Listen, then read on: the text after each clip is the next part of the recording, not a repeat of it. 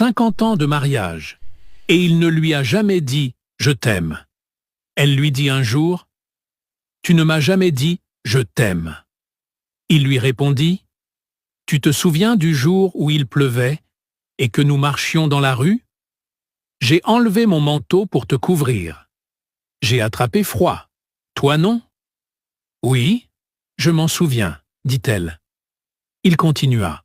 « Tu te souviens, le jour où nous avons rendu visite à notre fils, et en rentrant à pied, tes pieds te faisaient si mal que tu ne pouvais plus marcher? Je t'ai porté sur mon dos jusqu'à la maison. »« Oui, je m'en souviens aussi, répondit-elle. Et te souviens-tu, quand le médecin m'a dit que ma vue allait se détériorer, je lui ai répondu « Ce n'est pas grave. J'ai une autre Père Dieu, ma femme. » « Oui, je m'en souviens, dit-elle en souriant. Il lui dit alors, « N'est-ce pas cela l'amour ?»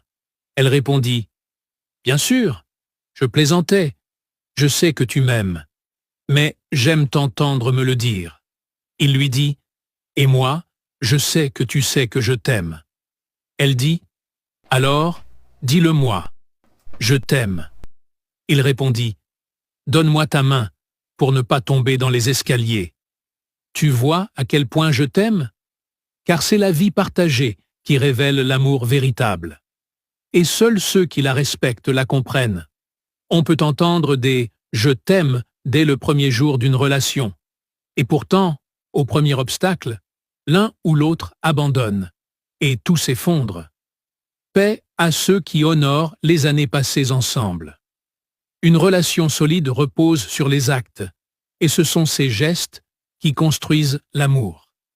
L'amour, ce sont des actes, pas seulement des mots. C'est une émotion que l'on ressent profondément. Elle se touche, elle se vit, et c'est cela qui fait toute la beauté du sentiment.